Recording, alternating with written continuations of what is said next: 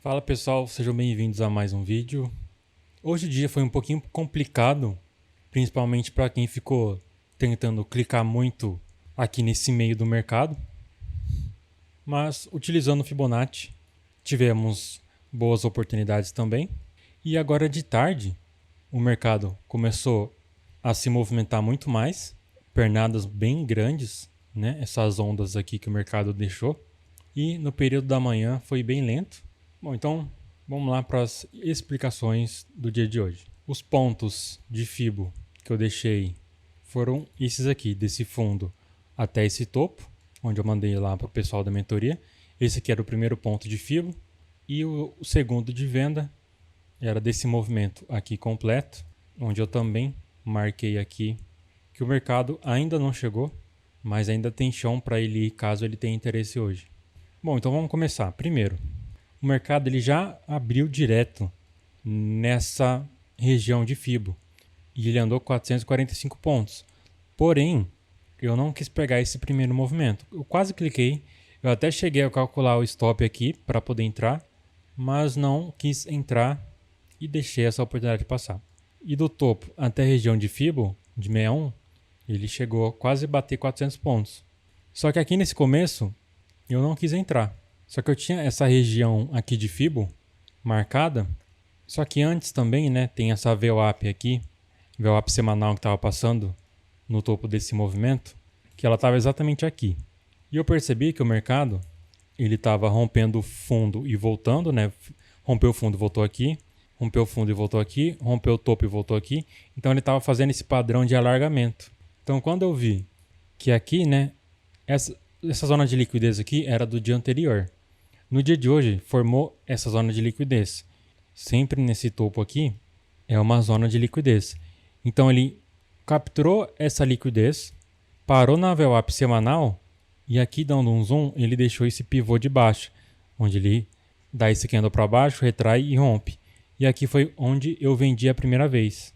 Quando ele bateu aqui no 128.500, onde estava sendo uma zona de preço muito disputada, o mercado já voltou e eu decidi voltar em zerar no 0 a 0 mesmo. Na verdade aqui tinha dado 25 pontos, exatamente aqui ó, 25 pontos, que eu decidi proteger, e ele chegou a andar 200 pontos.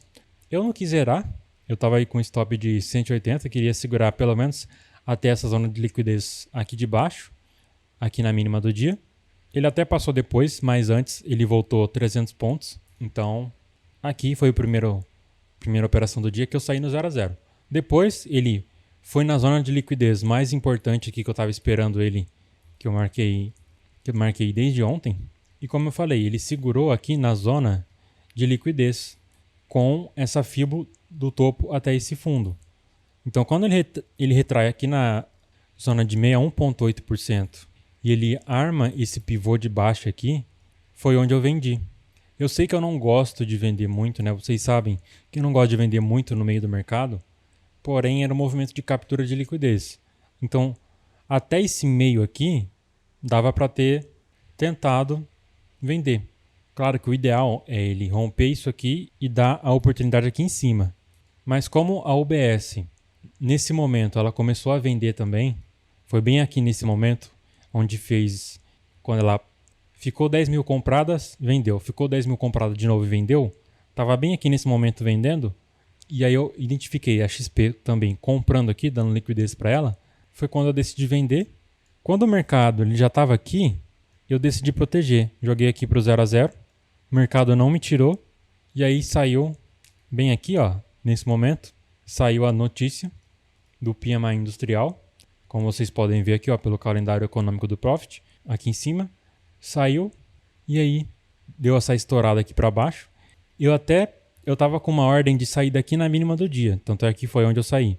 Quando deu essa estourada aqui para baixo, eu fui colocar o meu alvo aqui para essa zona de liquidez aqui embaixo, porque nesse momento, né, criou-se uma liquidez diária, porque até então essa zona de liquidez aqui era do dia anterior. Mas no dia hoje criou essa zona de liquidez diária aqui nesse ponto, que eu tinha deixado como alvo.